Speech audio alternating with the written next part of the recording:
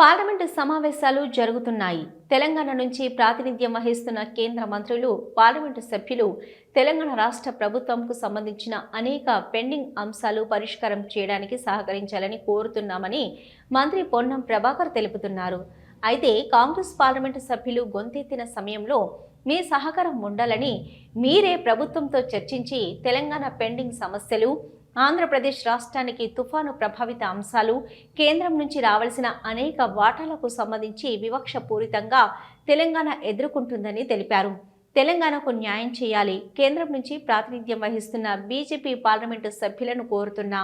BJP ప్రభుత్వం parliament సమావేశాలు రాగానే డైవర్షన్ పాలిటిక్స్ చేస్తుందని, అందులో భాగంగానే 50 సంవత్సరాల పాటు ఈ దేశాన్ని పాలించిన గాంధీ కుటుంబాన్ని ఇబ్బందులు పెడుతున్నారని అన్నారు. సమావేశాలు జరుగుతూ ఉన్నాయి.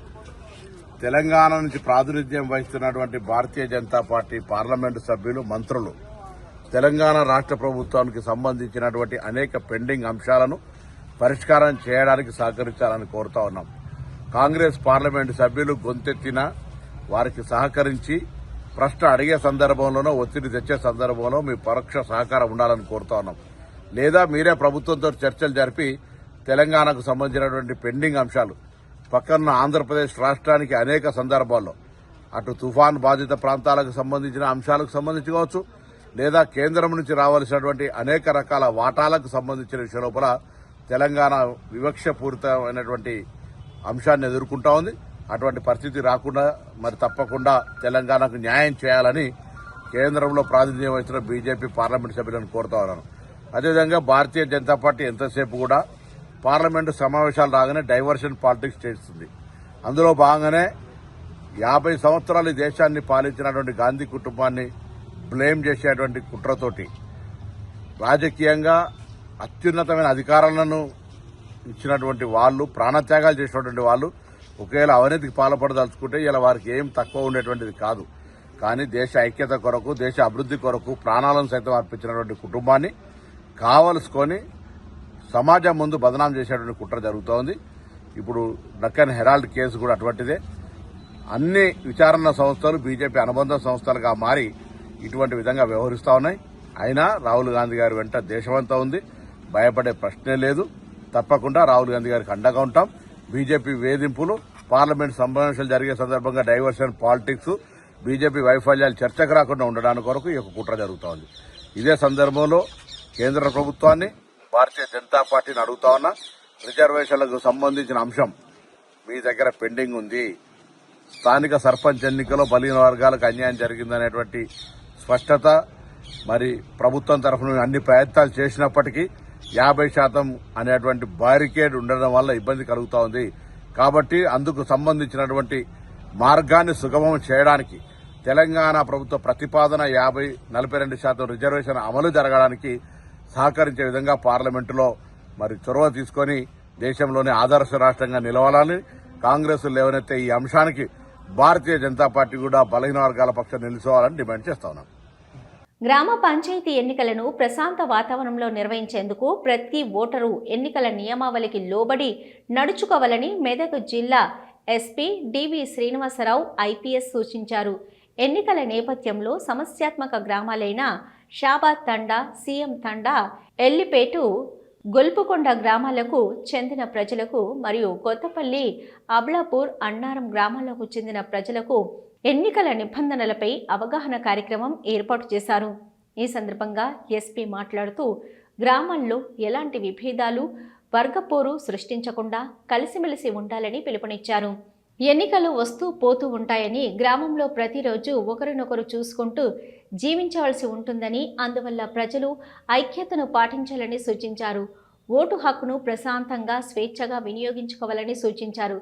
గత ఎన్నికల్లో గొడవలకు కారణమైన వారిని ఇప్పటికే బైండవర్ చేయడం జరిగిందని, వారిపై ప్రత్యేక నిఘా ఏర్పాటు చేసినట్లు తెలిపారు. తిరిగి ఇలాంటి ఘటనలకు పాల్పడితే కఠిన చర్యలు తీసుకోవాల్సి వస్తుందని హెచ్చరించారు.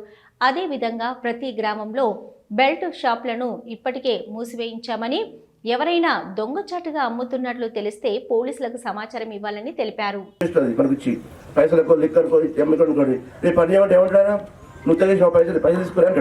అవునా కదా? పని చేసిన ఏమైందంటే ఏదైనా ఊరికేసిన ఓటును డబ్బులు తీసుకొని అంటాడు. ఆ మాట వద్దంటే మన ఎట్టి బస్సులు డబ్బులు కానీ లిక్కర్ కానీ ఆల్కహాల్ అయినా మందులు ఇట్లా కూడా తీసుకోవద్దు. ఖచ్చితంగా మీరు మీ ఓటు హక్కులు పెంచుకోవాలి. ఈ 1 ఇయర్ మొత్తం 5 ఏళ్ళ మనకు వస్తుంది. మీరు ఎన్నుకున్నోడు వాళ్ళు చెప్పినట్టు ఉంటారు. కాబట్టి మంచి వాళ్ళని చూసి కూడా మంచి వాళ్ళని చూసి ఎన్నుకోవాలి. ఎవరైతే అభివృద్ధి చేస్తారో గ్రామాన్ని, ఎవరు చేయగలుగుతారో మీరు నమ్ముతారో అలాంటి వాళ్ళని చూసి చేయాలి. దాంతోపాటు ఎవరికేషన్ చెప్పాల్సిన అవసరం కూడా లేదు. సీక్రెట్ పెట్టాలి. ఎవరు చెప్పనవసరం లేదు. ఎవరికేషన్ అనవసరం నీకే, అది నీ మనసునే ఉండాలి. బయట ఎవరు చెప్పనవసరం లేదు. అది సీక్రెట్ పెట్ట ఉంటుంది. సో చూసుకోండి. ఎట్టి బస్సులో కొట్టాలి కానీ లేకపోతే ఒకరికొకరు కొట్టాడు, ఒకరి మీద చెడు ప్రచారం చేసుకోవడం, వాట్సాప్లలో పంపుకోవడం. స్థానిక సంస్థల ఎన్నికలను ప్రతిష్టాత్మకంగా తీసుకుని విజయవంతం చేయాలని జిల్లా పరిషత్ సీఈఓ ఎల్లయ్య సూచించారు. మెదక్ జిల్లా వెల్దుర్తి మండల కేంద్రంలో ఎంపీడీఓ కార్యాలయంలో ఎన్నికల సిబ్బందితో ప్రత్యేక సమావేశం నిర్వహించారు. రేపటి నుంచి ప్రారంభమవుతున్న 3వ విడత ఎన్నికల నామినేషన్ నుంచి 17వ తేదీన నిర్వహించనున్న ఎన్నికల ప్రక్రియ కౌంటింగ్ విజయవంతం చేసే విధంగా సిబ్బంది అప్రమత్తంగా ఉండాలని సూచించారు. 3 రోజుల పాటు అభ్యర్థుల నుంచి నామినేషన్లు స్వీకరిస్తామని, తర్వాత స్క్రూటినీ, ఏమన్నా ఫిర్యాదులు, వాటి విచారణ అనంతరం ఫైనల్ లిస్టు అందుబాటులోకి తీసుకొస్తామని తెలిపారు. పోటీ చేసే అభ్యర్థులకు ఎలాంటి ఇబ్బంది కలగకుండా హెల్ప్ డెస్క్ ఏర్పాటు చేసి వారి నుంచి దరఖాస్తులు స్వీకరించాలని సూచించారు. ఈ కార్యక్రమంలో ఎంపీడీఓ ఉమాదేవి, ఇన్ఛార్జి తహసీల్దార్ శ్రీనివాస్, ఆర్ఐ నర్సింగ్ యాదవ్, వ్యవసాయ అధికారి ఝాన్సీ, పంచాయతీ ఈవో బలరాం రెడ్డి, పంచాయతీ కార్యదర్శులు పాల్గొన్నారు.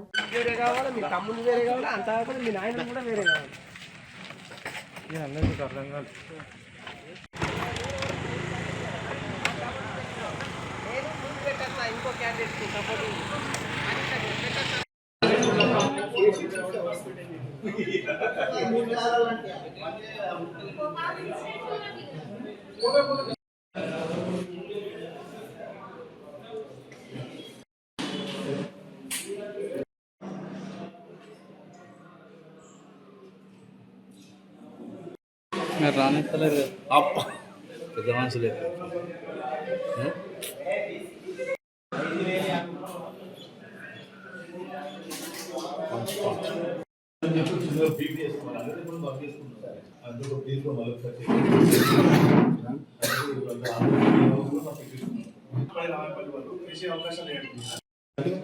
అందరూ చుక్కలు ఇవ్వకుండా టైం 3 ఏళ్ళలో వాళ్ళు టైం బట్టి తొందరగా ఇస్తే బాగుంటుంది అవకాశం. ఎందుకంటే అందరూ చుక్కలు ఇద్దామంటే వాళ్ళు కూడా ఇబ్బంది అవుతుంది. వాళ్ళు కూడా సరైన విధంగా ఇబ్బంది కావచ్చు. ఇక్కడ క్యాష్ సంబంధించిన ఇబ్బంది లేదు. ఎంఆర్ఓ గారు అడుగుతారు, డీటీ గారు అడుగుతారు, సత్తం క్యాష్ ఇస్తారు. మళ్ళీ నోటి వాళ్ళని సెక్రటరీస్ నోటీస్ ఇస్తారు. కాబట్టి దాని గురించి మనం లేట్ చేయడానికి అవకాశం లేదు. కాబట్టి వాళ్ళు పబ్లిక్ తొందరపోయితే వాళ్ళు. మెదక్ జిల్లా వెల్దుర్తి మండల వ్యాప్తంగా రేపటి నుంచి నామినేషన్ల స్వీకరణ కార్యక్రమాన్ని నిర్వహిస్తున్నామని ఎంపీడీఓ ఉమాదేవి తెలిపారు. మండల వ్యాప్తంగా 23 గ్రామ పంచాయతీలు ఉన్నాయని, 200 వార్డు సభ్యులకు 3వ విడత ఎన్నికలు నిర్వహించనున్నట్లు తెలిపారు.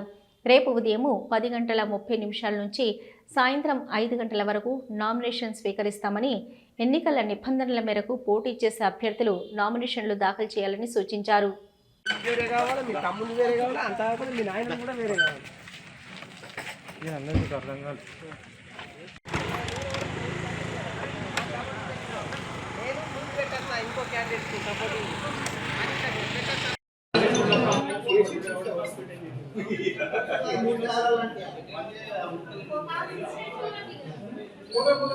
వెల్దుర్తి మండలంలో 23 గ్రామ పంచాయతీలు ఉన్నాయి, 200 వార్డు మెంబర్స్ ఉన్నాయి. వీటన్నిటికీ మనం 3వ ఫేజ్లో నామినేషన్స్ రేపటి నుండి స్టార్ట్ అవుతున్నాయి. 3వ తారీఖు నుండి 5వ తారీఖు సాయంత్రం 5 గంటల వరకు, మార్నింగ్ 10:30 to 5 వరకు నామినేషన్స్ తీసుకుంటాము. కంటెస్టింగ్ క్యాండిడేట్స్ ఏజ్ ప్రూఫ్ కింద ఆధార్ అయినా, ఓటర్ ఐడి అయినా, బోనఫైడ్ అయినా, ఎస్ఎస్సి సర్టిఫికేట్ అయినా ఏజ్ ప్రూఫ్ కింద పెట్టాల్సి ఉంటుంది. అట్లా క్యాస్ట్ సర్టిఫికేట్ ఉంటుంది. అన్రిజర్వ్డ్ వాటికి క్యాస్ట్ సర్టిఫికేట్, ఎవరైనా రిజర్వ్ వాళ్ళు పోటీ చేస్తే కూడా క్యాస్ట్ సర్టిఫికేట్ పెడితే వాళ్ళకు డిపాజిట్లో ఎగ్జామ్షన్ దొరుకుతుంది. లేదంటే ఫుల్ డిపాజిట్ కట్టి అన్రిజర్వ్డ్లో పోటీ చేయొచ్చు. రిజర్వేషన్ ఉన్న వాటికి పోటీ చేయాలంటే ఖచ్చితంగా క్యాస్ట్ సర్టిఫికేట్ ఉండాలి. పాత క్యాస్ట్ సర్టిఫికేట్ అయినా నడుస్తుంది, తెలంగాణ వచ్చిన తర్వాత క్యాస్ట్ సర్టిఫికేట్. లేదంటే మనకు నామినేషన్ ఫామ్లోనే 3వ భాగంలో మన డిప్యూటీ తహసీల్దార్ లెవెల్ వరకు సంతకం చేసుకొని క్యాస్ట్ పెట్టుకుంటే నడుస్తుంది. ఇంకా వ్యయాలు అవి లిమిటేషన్ ప్రకారం చేసుకోవాలి. మన నామినేషన్ ఫామ్తో పాటు మినిమం ఖర్చు పెడతా అని చెప్పేసి ఒక డిక్లరేషన్ ఇవ్వాల్సి ఉంటుంది. అట్లనే అతని పైన నైజ చరిత్ర ఏమైనా ఉందా అనే డిక్లరేషన్ కూడా ఇవ్వాల్సి ఉంటుంది. మనకి 6 కౌంటర్లు ఓపెన్ చేసినాం కాబట్టి 6 మంది ఆర్ఓస్ ఉన్నారు. వాళ్ళందరూ మంచి ట్రైనింగ్ అయి ఉన్నారు కాబట్టి ఆర్ఓలలో వాళ్ళతో పాటు ఏఆర్ఓస్ కూడా ఉన్నారు. మేము హెల్ప్ డెస్క్ కూడా పెట్టినాము, ఒక 2 పెట్టినాము, ఇంకొకటి కూడా పెట్టాలనుకుంటున్నాము. అక్కడ నామినేషన్ ఫామ్స్ కలెక్ట్ చేసుకొని కరెక్ట్గా ఫిల్ చేసుకొని వచ్చేసి కౌంటర్లో ఇచ్చేయాల్సిందిగా కోరుతున్నాము. ఆంధ్రప్రదేశ్ ఉప ముఖ్యమంత్రి పవన్ కళ్యాణ్ చేసిన వ్యాఖ్యలు రెండు రాష్ట్రాల మధ్య విభేదాలు రేకెత్తించేలా ఉన్నాయని మంత్రి పొన్నం ప్రభాకర్ తీవ్ర ఆగ్రహం వ్యక్తం చేశారు. మంగళవారం హుస్నాబాద్లో మీడియాతో మాట్లాడుతూ ఆయన పవన్ కళ్యాణ్ వ్యాఖ్యలను తీవ్రంగా ఖండించారు. తెలంగాణ, ఆంధ్రప్రదేశ్లు అన్నదమ్ముల్లాంటి రాష్ట్రాలు. ఇక్కడ తుఫాను ప్రభావంతో మా ప్రాంతం మునిగిపోయినా మేమది పూర్తిగా ప్రకృతి వైపరీత్యంగా తీసుకున్నాం. ఎక్కడ ఆంధ్రప్రదేశ్ను గోస పెట్టలేదని తెలిపారు. అయితే ఏపీ కోనసీమలో కొబ్బరి చెట్లు ఎండిపోవడాన్ని తెలంగాణ ప్రజల దిష్టిగా పేర్కొనడం బాధ్యత రాహిత్యమైన విమర్శ అన్నారు. ఇలాంటి మాటలు మాట్లాడేవారు వివేకవంతులా, అవివేకవంతులా అని ప్రశ్నించారు. రెండు రాష్ట్రాల మధ్య సౌరాష్ట్రం దెబ్బతినేలా వ్యాఖ్యలు చేయడం దురదృష్టకరమని, ప్రత్యేకంగా బీజేపీతో పొత్తు ఉన్న ప్రభుత్వం ప్రతినిధి ఇలా మాట్లాడడం మరింత బాధాకరమని పేర్కొన్నారు. ఈ విషయంలో ఏపీ ముఖ్యమంత్రి తెలంగాణ బీజేపీ నాయకత్వం స్పందించవలసిన అవసరం ఉందని అన్నారు. తెలంగాణ, ఆంధ్రప్రదేశ్ రెండు రాష్ట్రాలు కూడా ఒక అన్నదమ్ముల భావంతో ఉండేటువంటి రాష్ట్రాలు. తెలంగాణ తుఫాన్లో మునుగుతుంటే కూడా మేము ప్రకృతి అనుకుంటున్నాం తప్ప ఆంధ్ర ప్రజల తప్పు పడతలేదు. ఎక్కడో కోనసీమలో కొబ్బరి చెట్టు ఎండిపోతే ఆంధ్రలో ప్రాతినిధ్యం వహిస్తున్న ఉప ముఖ్యమంత్రి తెలంగాణ వల్ల దృష్టి జరిగిందంటే ఆయన వివేకవంతుడో అవివేకవంతుడో నాకు తెలియదు. నేను ఆ మిత్రపక్షంకు బాధ్యత వహిస్తున్న తెలంగాణ భారతీయ జనతా పార్టీ నాయకత్వం ఆయన పట్ల స్పందించాలని కోరుతా ఉన్నా. అదేవిధంగా ఆంధ్రప్రదేశ్ ముఖ్యమంత్రి గారు కూడా స్పందించాలి. స్వయంగా భారతీయ జనతా పార్టీ పొత్తున్నది కాబట్టి ఇందులో ఇటువంటి కక్షపూరిత రెండు రాష్ట్రాల మధ్యలో వైషమ్యాలు కలిగేటువంటి మాటలు మాట్లాడడం అనేది దురదృష్టకరం. నేను ఇంతకుముందు చెప్పినట్టుగా ఆంధ్రాలో తుఫాన్ వస్తే తెలంగాణ మొన్న హుస్నాబాద్ కూడా మునిగింది. మేమేం ఆంధ్ర ప్రజలను తప్పుపడుతున్నాం, ప్రకృతి వైపరీత్యం కింద భావిస్తా ఉన్నాం. అక్కడెక్కడో చెట్లు ఎండిపోతే మమ్మల్ని దృష్టి కలిగిందని నిందిస్తే ఇది తెలంగాణ పౌరులకు అవమానం. వెంటనే ఉపసంహరించుకోవాలి, క్షమాపణ కోరాలి. భవిష్యత్తులో ఇటువంటి వివక్షపూరిత మాటలు మాట్లాడద్దు, విజ్ఞతగా వ్యవహరించు. ఉప ముఖ్యమంత్రి అయినా ఇంకా సినిమా నటుడు కాదు, కొంత బాధ్యతగా మాట్లాడు నేర్చుకోవాలని చెప్పి నేను ఈ సందర్భంగా కోరుతా ఉన్నా. ఇవాళ తెలంగాణ, ఆంధ్ర కలిసి దేశంలో ఉన్నతంగా ఎదగడానికి ప్రయత్నం జరగాలి తప్ప ఇటువంటి వైషమ్యాలను దృష్టించేటువంటి మాటలు మా నుంచి రావు, మీరు మాట్లాడద్దు. నాగర్ కర్నూలు జిల్లా తెలకపల్లికి చెందిన కుమరయ్య 37 మాదాపూర్లో తాళం వేయని బైకులను లక్ష్యంగా చేసుకుని దొంగతనాలకు పాల్పడేవాడు. చిన్న మాదాపూర్ అయ్యప్ప సొసైటీలో వాహనాల తనిఖీలు చేస్తుండగా అనుమానం రావడంతో అదుపులోకి తీసుకుని విచారించడం జరిగింది. నిందితుడిపై 13 కేసులు ఉన్నట్లు మాదాపూర్ పిఎస్లో 10, నాగర్ కర్నూల్, కుకట్పల్లి, కేపీహెచ్పీ పిఎస్లో 3 కేసులు నమోదైనట్లు తెలిపారు.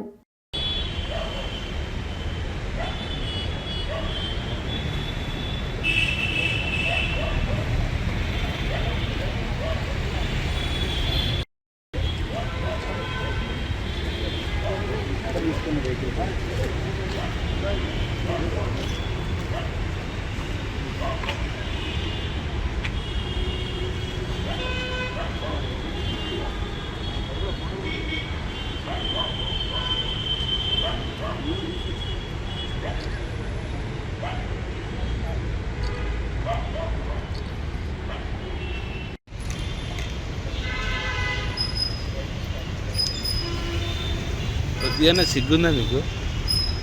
కాదా బాగా ఓకే. మన నేర నియంత్రణలో భాగంగా మన సిపి గారు, మన డీసీపీ మాదాపూర్ గారు ఆదేశాల మేరకు రోజు విజిబుల్ పోలీసింగ్ తనిఖీల్లో భాగంగా నిన్న సాయంత్రం ఈ 100 ఫీట్ రోజుల్లో విజిబుల్ పోలీసింగ్ చేసేటప్పుడు మనము ఒక Muddam Kumaraiah, residence of Telakapalli village, Nagar Kurnool జిల్లా అనే అతన్ని మనము పట్టుకోవడం జరిగింది. ఇతన్ని మనం ఏంటంటే మన క్రైమ్ పార్టీ వాళ్ళు ఇతన్ని పాత అఫెండర్గా గుర్తించారు. గుర్తించిన తర్వాత ఇతన్ని ఇంట్రాగేషన్ చేసిన క్రమంలో ఇతను బైక్ అఫెండర్గా తేలింది. ఇంట్రాగేషన్ చేసిన క్రమంలో మనకి ఇతని నుంచి 13 బైకులు రికవర్ చేయడం జరిగింది. ఇతను మన మాదాపూర్ లిమిట్స్లోనే కాకుండా నాగర్ కర్నూల్ మరియు కేపీహెచ్బి, కూకట్పల్లి ఈ లిమిట్స్లో కూడా ఇతను వాహనాల అంటే టూ వీలర్స్ చోరీ చేయటం జరిగింది. ఈ టూ వీలర్స్ అన్నీ కూడా ఇతని వద్ద నుంచి రికవర్ చేయడం జరిగింది. ఈ 13 వాహనాలు కూడా దీని విలువ 5,50,000. ఇవన్నీ కూడా తర్వాత ఏదైతే లీగల్ ప్రొసీజర్ ప్రకారం వాళ్ళకి వాహన యజమానులకి అందజేయడం జరుగుతుంది. అతను ఇటు పట్టుకున్న అతన్ని జ్యుడిషియల్ కస్టడీకి పంపడం జరుగుతుంది. దాని మీద సస్పెక్ట్ షీట్ కూడా ఓపెన్ చేయడం జరుగుతుంది.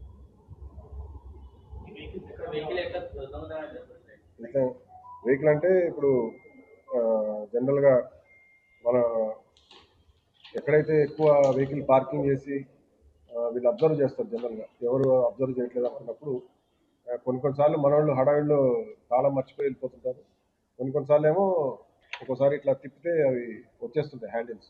అట్లాంటి ఈజీగా ఉన్న వెహికల్స్ని జనరల్గా టక్కున అంటే వాళ్ళు వస్తే 5 నిమిషాల్లో పని కంప్లీట్ అయ్యేటట్టు ఏదంటే అట్లాంటి వెహికల్స్ ఐడెంటిఫై చేసి తీసుకెళ్తారు. హైదర్ నగర్ గుడివాడ ఎమ్మెల్యే వెన్నిగండ్ల రాము జన్మదినోత్సవం సందర్భంగా సోమవారం కూకట్పల్లిలోని పలు ప్రాంతాల్లో ఆయన అభిమానులు జన్మదినోత్సవ వేడుకలు నిర్వహించారు. కూకట్పల్లి, కేపీహెచ్బి, రమ్య గ్రౌండ్స్ ప్రాంతాల్లో ఉన్న తెలుగుదేశం అభిమానులు కేక్ కట్ చేసి బాణాసంచ పేల్చి సంబరాలు చేసుకున్నారు. కేపీహెచ్బి ఈఎస్ఐ హాస్పిటల్ వద్ద నిరుపేదలకు అన్నదానం నిర్వహించారు. వెనిగండ్ల రాము రాజకీయంగా మరింత ఉన్నత స్థితికి చేరుకోవాలని జేఎన్టీయూ శివాలయంలో ప్రత్యేక పూజలు నిర్వహించారు.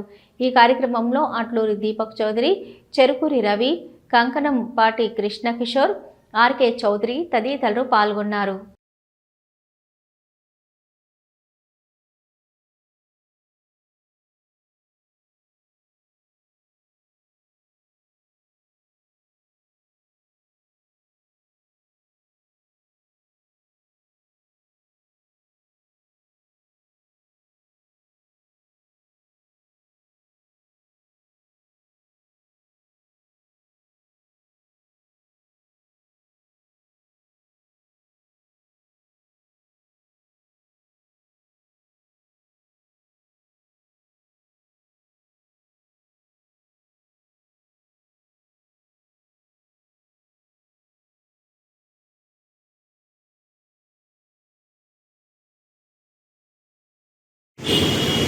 నమస్కారం అండి.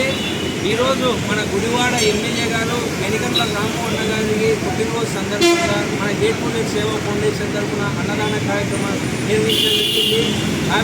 Happy birthday to you MLA గారు. మా ఫౌండేషన్ తరఫున మీరు ఇలాంటి బర్త్డేలు మరెన్నో జరుపుకోవాలని మనస్ఫూర్తిగా కోరుకుంటాం.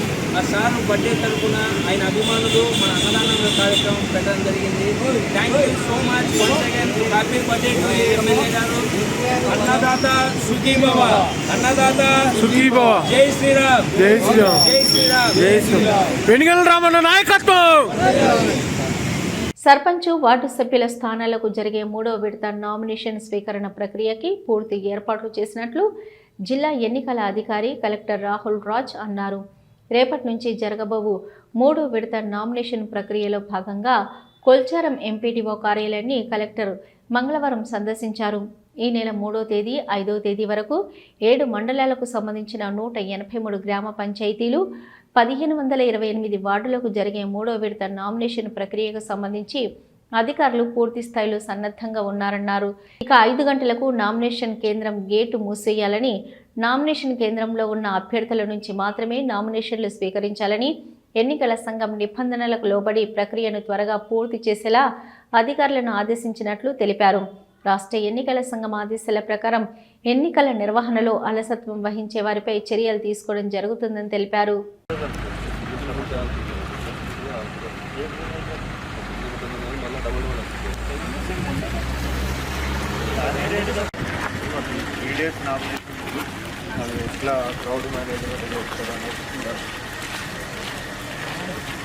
వేరే దగ్గర తీసుకున్నారా?